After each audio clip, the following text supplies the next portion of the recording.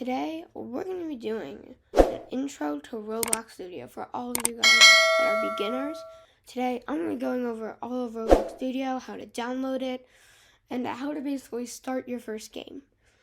So, first of all, if you don't have Roblox Studio yet, what you're going to do is you're going to go to the Roblox website, you're going to go to Create, and then you're going to scroll down to Studio. Right here, you're going to click that, and it would start downloading. But since I already have it installed, let's go in. Okay, so we're in Roblox Studio. Now, first, let's create our base plate. Okay, so I'm going to be going over all the features Roblox Studio has. First, let's go over this top little bar right here. First, we have the File button. This is where we're going to save everything to a file, publish it to Roblox, publish updates, and everything like that. Alright, here, save, quick open. This will be good if you have a lot of things in your game and you just want to open something quickly. Just click this button right here and then search it and it'll open. Here, play button. The home tab, model tab, test tab, view tab, and plugins. Alright, so here, the home tab. So first, right here, you can see the little part button. First, let's get a part, and I'll show you what you can do with that part. So first, we have the select tool. We can basically just drag the part anywhere we want.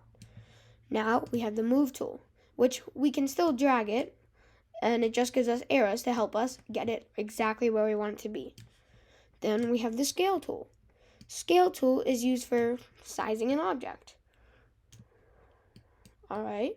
Then we have the rotate tool. The rotate tool is used for rotating an object. Alright. Collisions. Collisions is basically asking, do you want someone to be able to walk through it?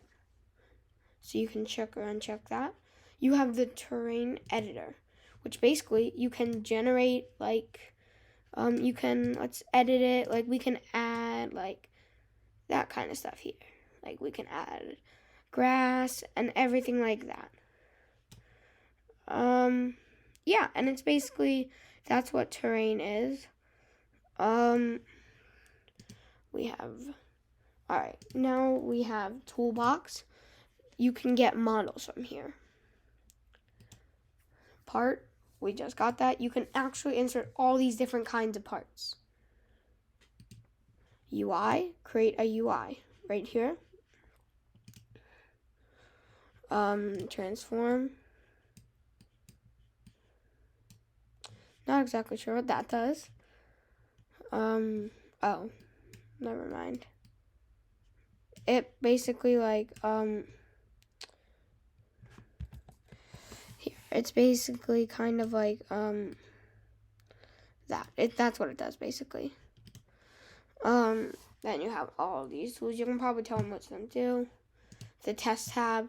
You can start a local server. It will open multiple studio tabs with however many players you want, plus the server tab. You can test your game yourself. You can simulate a device that you want it to. You can simulate a player. You can mute the audio. The view tab. This is where you're going to find most of the tools that you need. First, asset manager. Here, if you have an asset and you want to save it to Roblox, you would click there. It'll ask you the asset and everything. The toolbox, we already saw that. The object browser is very important when you're trying to find, if you want to do something with, let's find a good one. Let's just do Billboard GUI. It'll tell you everything you can do with that, basically, all the functions you can use. Then we have output, which is this. Output is very important for finding errors. Then you have script analysis. This is also good for errors. Then you have the command bar, which is right here. The command bar is used to insert some items and to run certain commands when you're in the game. You can also find that if you go into the settings, and if you scroll all the way down, you'll see the open command. Breakpoints, call stack, watch, performance, task registers, find all, replace all, find everything in a script, script recovery, recover script, and terrain editor. Alright, here's your screenshot and all. Plugins, you can learn more about plugins if you go to the Creator Marketplace and look at plugins.